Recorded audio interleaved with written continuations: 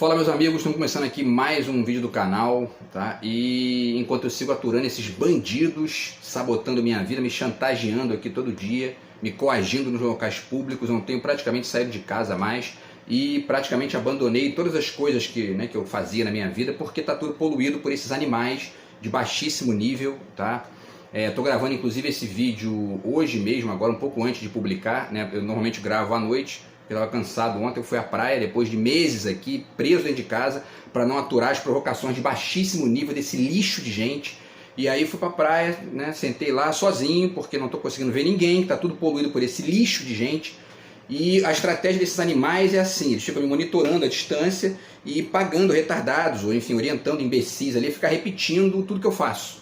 É o tipo de maníaco retardado que eu estou aturando há 10 anos, me enchendo o saco, me aborrecendo. Só um exemplo do que esse lixo de gente faz. Ontem eu levei isso aqui para a praia, né? Que é uma água de coco de 1 litro aqui que você compra no mercado, custou R$8 e alguma coisa. E aí eu lá pensando alto e tal, né? Porque eu não estou conseguindo conversar com meus amigos direito por culpa desse lixo de gente.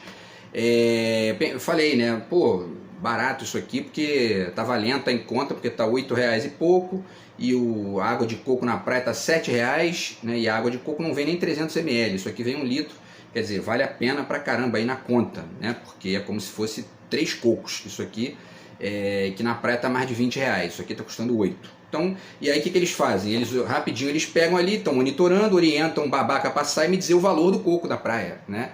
E eu estou dando um exemplo, se fosse só isso, estava ótimo. Eles fazem isso o tempo todo, entendeu? Eles estão manipulando, eles estão me monitorando sistematicamente e ficam repetindo o que eu faço porque são criminosos. O nome disso é crime. E eu não consigo nenhuma ajuda jurídica, aqui um advogado, para poder me livrar, porque eles estão fazendo isso inclusive dentro da minha casa aqui, entendeu?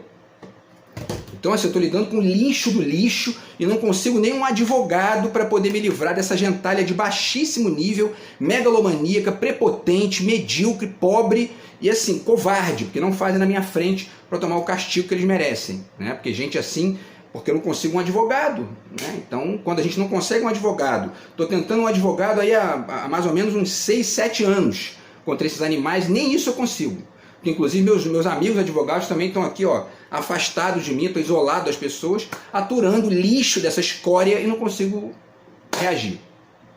Chega um limite que você fica, né? Você se aborrece, se irrita, e isso acaba gerando problema, violência, nojeira, porque essa gente é isso, eles são lixo da humanidade, tá? Bom, pessoal, vamos lá. Então, o que eles não podem destruir diretamente, que são os vídeos do canal, é o que eu estou fazendo aqui, entendeu? E aí, eles mesmo assim, eles pagam retardadinhos para poder ficar enchendo o saco aqui com comentáriozinhos de bosta, fakezinhos de baixíssimo nível, uma gente assim, de baixíssimo nível que eu estou aturando. E gente com muito dinheiro para poder ficar perturbando os outros sistematicamente, usando inclusive entes públicos. É um negócio assim inacreditável, inacreditável. E eu continuo aturando aqui essa gentalha poluindo a minha vida. Bom, no vídeo de hoje eu vou falar rapidamente aqui, porque eu estava pensando em fazer tem 2 assuntos para falar aqui sobre links, né? Um deles sobre a questão da polarização, e tem outras coisas ali também. Tem um link que eu vi ontem ou hoje, agora de manhã, sobre o Malafaia, que eu também talvez faça um vídeo sobre isso. Mas tem alguns aqui que eu teria que ter uma leitura um pouco mais extensa ali, passar mais ou menos 1 hora lendo, não deu tempo de fazer isso ontem. Então vou trazer para vocês uma lista aqui com 10 livros importantes para entender o Brasil, tá? Que é uma coisa que eu já tenho na cabeça aqui, não preciso preparar nada. Então eu vou fazer esse vídeo aqui para poder trocar com vocês, beleza? Então antes, já deixo mais uma vez a minha dica aqui do livro, né, de poemas, que é o meu 3º livro de poemas, meu 5º pela Multifoco e o meu 9º livro no total. Não consegui vender nenhum exemplar ainda por culpa desses bandidos que estão sabotando a minha vida aqui, estão atrasando a minha vida em todos os níveis, e eu não consigo caminhar por culpa do lixo que essa gente é, tá? Mas enfim, deixa o zap aqui embaixo, quem quiser entrar em contato, tá? É só falar comigo que a gente conversa a respeito, tá? Vou continuar mantendo isso aqui a despeito desse lixo de gente, essa gente fedorenta, prepotente, medíocre, que acha que tem o direito de ficar enchendo o saco dos outros na rua, com as questões privadas. É uma gente assim de baixíssimo nível e não fazem na minha frente porque não tem coragem, porque são covardes e moleques, porque se fizessem iam tomar o castiguinho que merece e que a justiça não está me dando. né? Eu estou tentando a justiça, que é uma saída jurídica civilizada contra esses bandidos, há anos e não consigo, né? Chega o limite que você não aguenta, né? E eles ainda botam a culpa em mim, porque são o limite máximo da molecagem, né? Do infantilismo, da pobreza, da nojeira, porque são os vermes que são, tá? Enfim, pessoal, tá aí, ó, mais 5 minutos de perda de tempo por culpa dessa gentalha. Tudo que eles metem a pata imunda é para causar prejuízo, problema, violência, estresse, aborrecimento, perda, porque eles são isso. Eles são uma gentinha fedorenta que não se aguenta ali, né? Eles precisam perturbar alguém, sacou? E me escolheram para Cristo. Olha só a bosta, né? Enfim. Bom, vamos lá, pessoal. Falar rapidamente aqui sobre esses livros, tá? Eu não estabeleci também nenhuma ordem aqui de importância, nenhuma ordem histórica, tá? E também tem livros que poderiam estar nessa lista e não estão, por exemplo, alguns livros do G.C. Souza, que eu também não li ainda com a devida, né, atenção, e aí eu não posso falar também a respeito de algo que eu não li, certo? Todos esses aqui eu li, então eu posso comentar, posso fazer aqui, enfim, né, posso fazer resumos e ao mesmo tempo dar as dicas aqui para vocês. Então vamos lá, e repito, tem livros que poderiam estar aqui, por exemplo, o Raiz do Brasil, do Sérgio Buarque de Holanda, que eu já li, mas eu não tenho ele em livro físico, só tenho em PDF. Enfim, o Casagrande Senzala, o Gilberto Freire também poderia estar aqui, mas eu não li o Casagrande Senzala, certo? Então eu vou falar aqui de 10 livros que eu já li, mas que eu acho que são muito importantes e que têm contribuições a dar para um melhor entendimento do que é o Brasil, inclusive no desenho do que a gente está vivendo atualmente, não só como cultura, mas como política, como produção e etc e tal, produção artística, literária e tudo mais, tá? Enfim, pessoal, o primeiro livro da lista é o Ailton Krenak. Já fiz vídeo, inclusive, sobre esse livro aqui. São 2 vídeos que tem aí, tá, aqui no canal, quem quiser procurar. A vida não é útil, tá? Esse livro é muito legal porque é o pensamento de um indígena. A gente está tendo uma época agora bacana que tem alguns autores indígenas que já estão produzindo, que é uma galera que está dialogando com o pensamento urbano, o pensamento universitário, a produção, né, literária de maneira mais ampla, né? O Ailton Krenak agora é da Academia Brasileira de Letras. Tá? Então isso é interessante porque são esses pensamentos que estão ali, de certa forma, construídos num diálogo entre a cultura indígena e a cultura urbana. Então é interessante escutar aqui o que o Ailton Krenak tem a dizer. E dentre outras coisas ele fala sobre a pandemia aqui, porque esse livro foi escrito no interim da pandemia ali.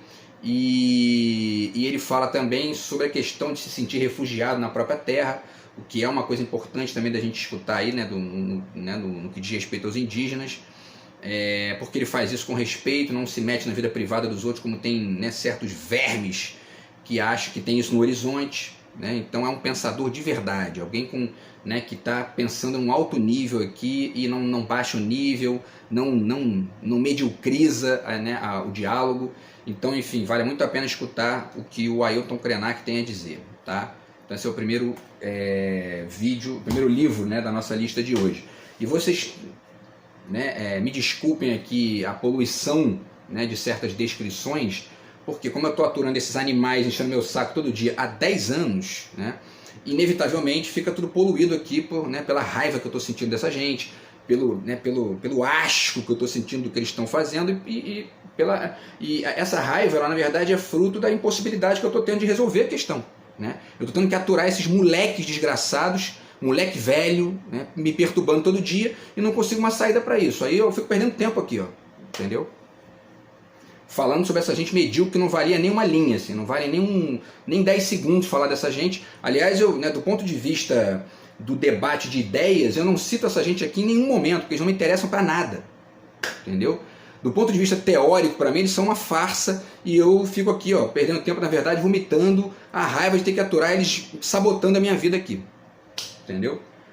Bom, vamos lá, pessoal. A segunda dica de hoje, o segundo livro, é o livro do Caetano Veloso, o Verdade Tropical, tá? Que é um livro interessantíssimo aí, porque faz um resumo muito bacana, não só da produção musical do século XX e da maneira como a cultura brasileira dialoga com essa produção, mas também sobre outros movimentos que não são só a música, né? Então fala da poesia concreta, do teatro oficina, fala sobre a poesia marginal, fala sobre uma série de coisas bacanas, a antropofagia do Oswald de Andrade, que nós vamos falar também aqui rapidamente.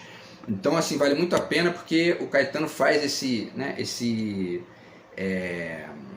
não dá nem para chamar de resumo, porque, pelo contrário, é uma análise aqui complexa, né, uma avaliação complexa sobre a produção cultural do Brasil no século XX, o quanto que isso diz respeito à nossa identidade nacional, diz respeito ao papel da cultura brasileira em relação aos outros países e uma série de outras coisas aí que a gente viveu, né, no século XX, porque o livro ele foi escrito ali no finalzinho do século passado, e também ele serve como uma janela para entender uma série de coisas que a gente está vivendo hoje, tá?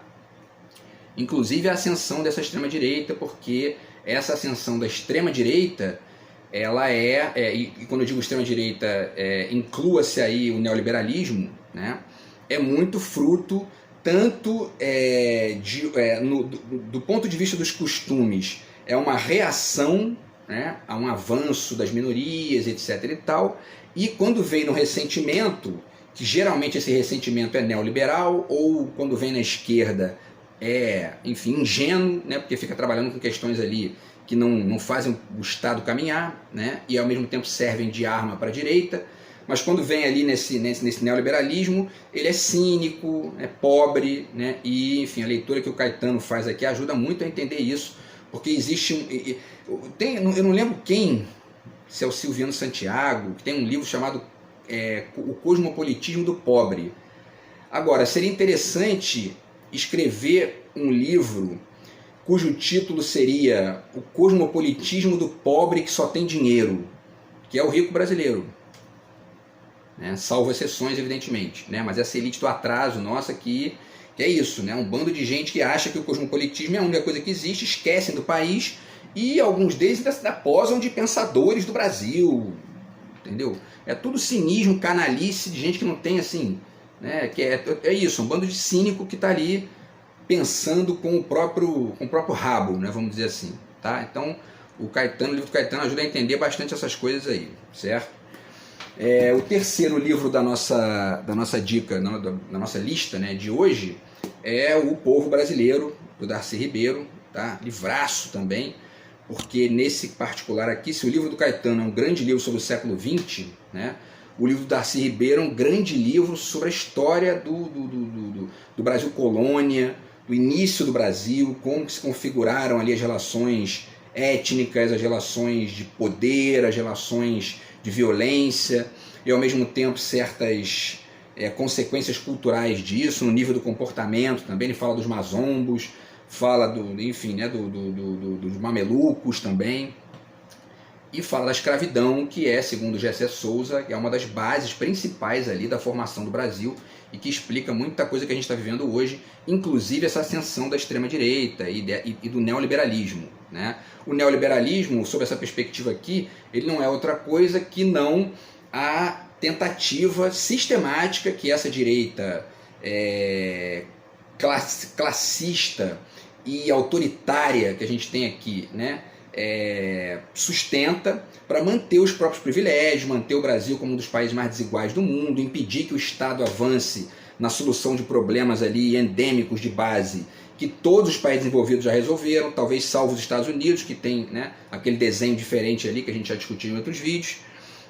Para eles não interessa discutir isso, porque eles vivem nessa lógica aí do interesse privado acima de tudo, mas obviamente que tudo isso pautado por um Estado ali que interfere quando prejudica eles, né? Mas eles não querem que a gente faça isso, porque senão eles acusam a gente de comunismo, né? Enfim, né, toda essa lambança aí que a gente já discutiu várias vezes aqui, e o livro do Darcy explica muito bem essa base lá, essa origem do que a gente está vivendo, tá? E é um livro muito bacana, muito interessante. O Darcy é um cara que ele é um utópico assumido, e isso é bacana porque, né, tem ali um horizonte de projeto, né? Não é um canalha que fica, tanto faz, estou canalha andando, né? Isso é coisa de canalha, né? O Darcy não é assim, né? Então, assim, é um grande pensador, vale muito a pena, tá? Porque ele tem um horizonte de projeto, tá? E esse aspecto do horizonte de projeto faz com que ele entenda a importância do local, não fique nessa conversinha fiada, né, de que só o cosmopolitismo existe, né, que é coisa de canalha, né, ou de ingênuo, né, minimamente, tá? Enfim, então mais uma dica aí do Darcy Ribeiro, da nossa lista de hoje, tá? O nosso quarto livro de hoje é A Pátria em Chuteiras, o livro do Nelson Rodrigues, tá? Na verdade, existe um outro livro do Nelson, que tem até a capa verde, que é o A Pátria de Chuteiras, que é onde tem a crônica do Complexo de Vira-Lata, a primeira crônica, né? Que foi em 1958, antes da Copa do Mundo. Eu não tenho esse livro aqui também físico, né? Eu tenho ele só em PDF. Está na minha lista aqui lá para os próximos a comprar, mas enfim, o fato é que eu estou trazendo o Nelson aqui, né, as crônicas de futebol do Nelson Rodrigues especialmente, toda a obra do Nelson de maneira geral.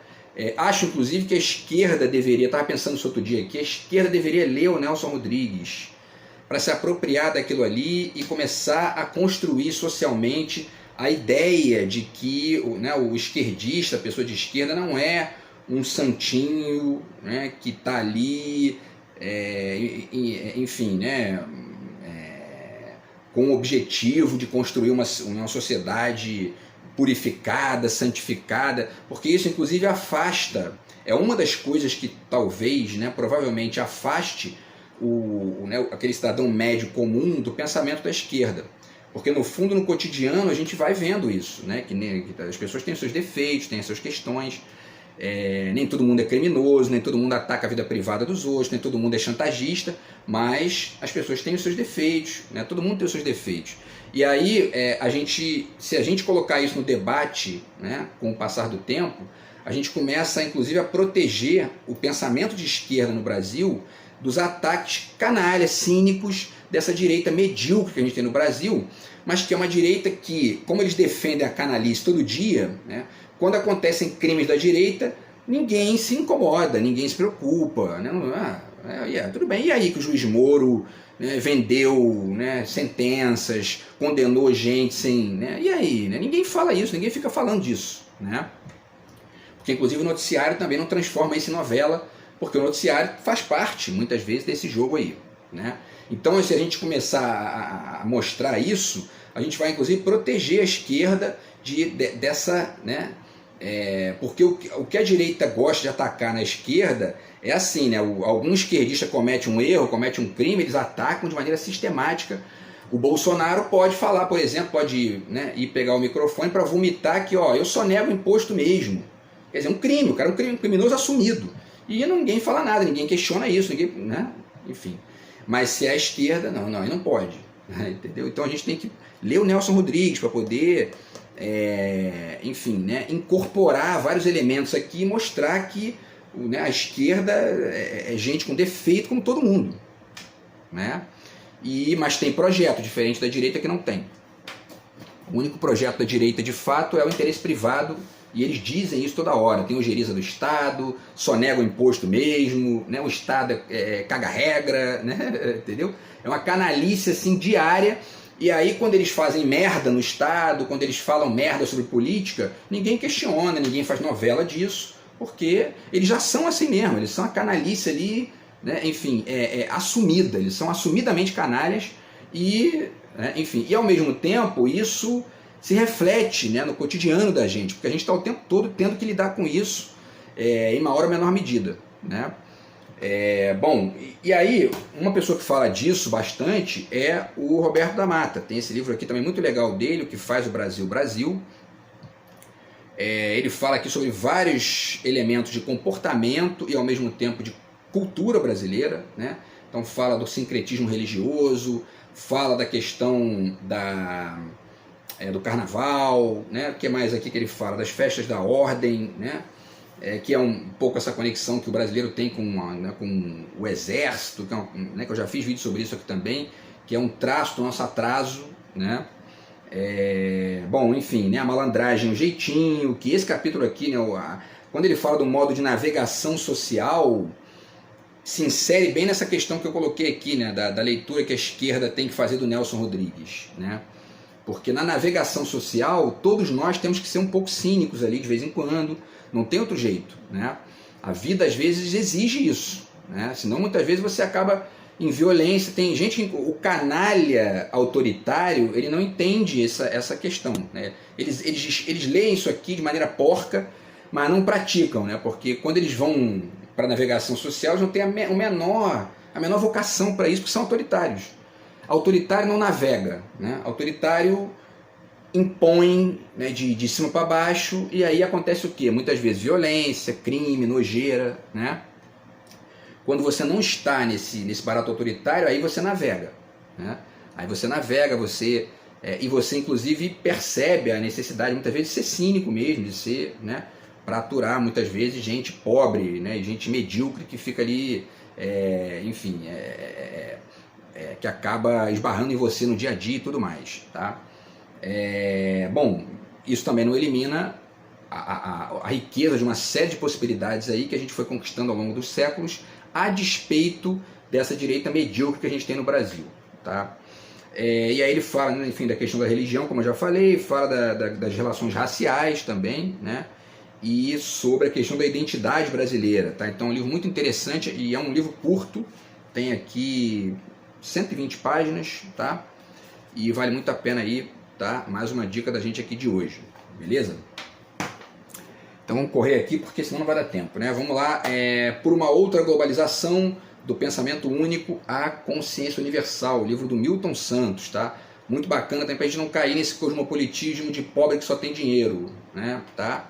Para entender aí que o Brasil também tem que se colocar do ponto de vista local, tá? Tudo isso que eu já falei aqui serve para poder refletir bem esse livraço aqui do Milton Santos, que é um grande trabalho, uma grande produção brasileira, tá? E ajuda a pensar o nosso papel no mundo de hoje aí, tá? Grande livro também. Esse livro aqui do José Miguel Wisnik, tá? Veneno Remédio, o Futebol e o Brasil, tá? Eu tô para fazer um vídeo só sobre esse livro. E eu já falei dele quando eu fiz o livro aqui sobre o falecimento do Pelé, né? Falei bastante sobre esse livro, mas enfim, quero fazer um vídeo aqui falando sobre outros detalhes dele e também dos outros livros do Wisnik, que tem um sobre a música e um sobre o Drummond, né? Que são também sensacionais. E esse livro aqui mostra o quanto que o futebol foi construindo uma parte importante da identidade brasileira no século XX, tá? E uma série de eventos históricos aí que ele reflete em conexão com essa questão do futebol. Vale muito a pena aí também, tá? Um outro livro aqui que eu deixo para vocês de dica é esse livro do Chico Buarque, tá? Esse romance Leite Derramado, que é um livro muito interessante também, porque ele conta a história de um senhor de idade, Eulálio, se não me engano o nome dele, e ele está ali já no hospital, está ali perto da morte, e ele está refletindo sobre questões do passado, e ele tem uma conexão ali com um certo elitismo, faz parte daquela aristocracia, e ao mesmo tempo ele pensa em questões ali, né, em conexões dele com outras classes, com outras etnias, e isso mostra bastante aí esse jogo cultural e de conexões interculturais mesmo do Brasil, tá? Tanto no nível pessoal quanto até mesmo no nível político, que tem algumas questões aqui importantes, e nos detalhes em que o pessoal e o político se interrelacionam também, tá? Então, um grande romance do Chico, excelente, tá? E fica a dica aí também aqui na nossa lista de hoje, tá?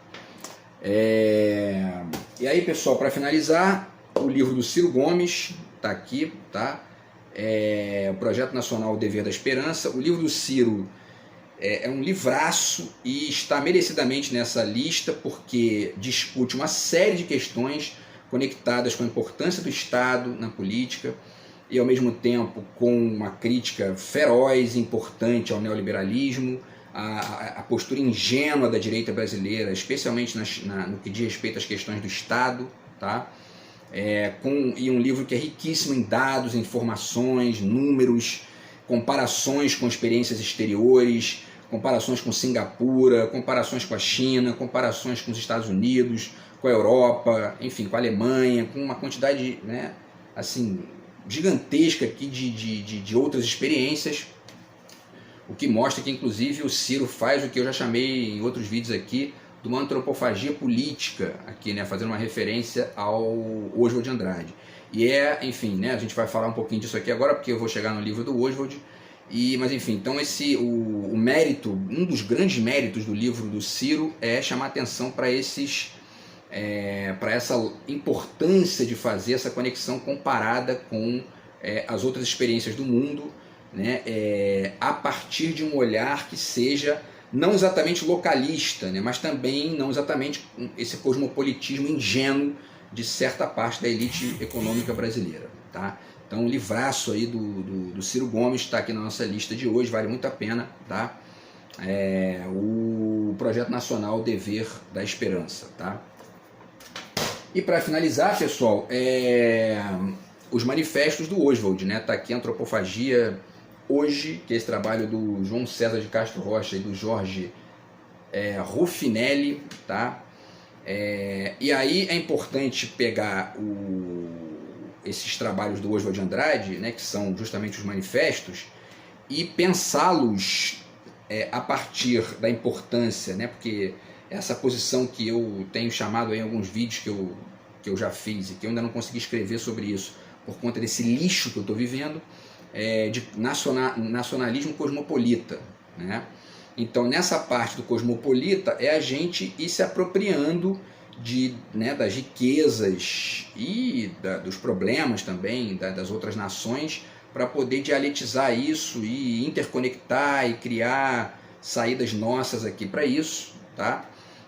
E do ponto de vista do nacionalismo é fazer isso que eu falei em referência ao trabalho do Ciro Gomes, quer dizer, a gente fazer essa antropofagia política, que é pegar, né, essas experiências que são opostas ao neoliberalismo, que estão acontecendo no leste da Ásia, estão acontecendo na Europa, estão acontecendo em vários lugares do mundo e que podem ser apropriadas aqui, né, pelo olhar brasileiro, a despeito das pressões violentas que os Estados Unidos seguem fazendo por aqui, porque interessa para eles que nós sejamos colônia deles o tempo todo e a direita brasileira age como capitão do mato para eles, aqui dentro, né?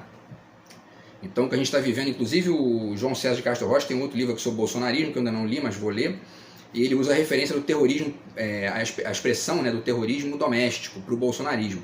Na verdade, se a gente pensar, né, do ponto de vista da política de Estado, o que a direita faz no Brasil é isso, é terrorismo doméstico sistemático, né? O Brasil não pode caminhar, não pode avançar nos serviços básicos do Estado, porque eles vão e sabotam, atrapalham, né? Tá aí o tempo todo manchete dos jornais Estadão fazendo, né, campanha contra o governo.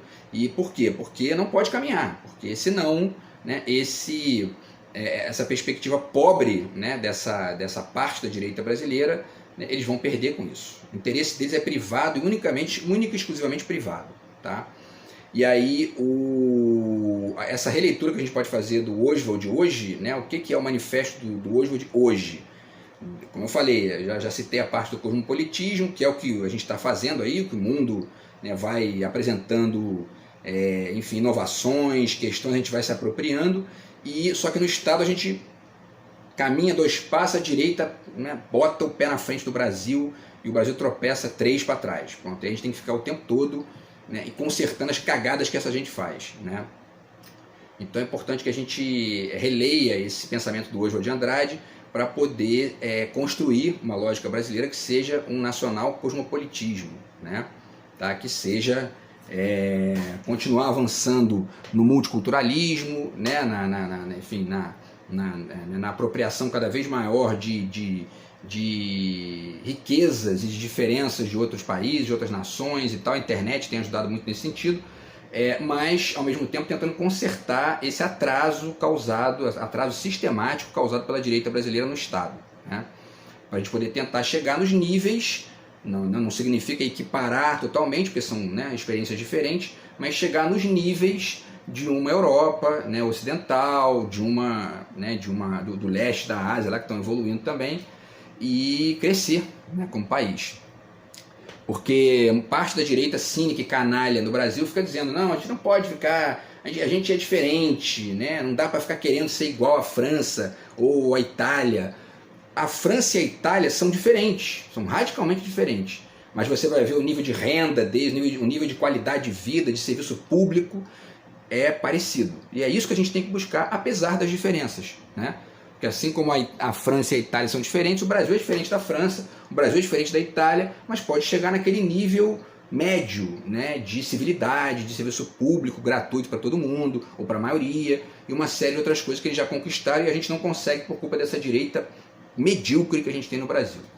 Beleza, pessoal? Então é isso, foram as dicas aí do vídeo de hoje. A gente se fala no próximo vídeo do canal. Enquanto eles não destruírem tudo aqui, eu vou fazendo, tá? Beijo e abraço aí. Fui.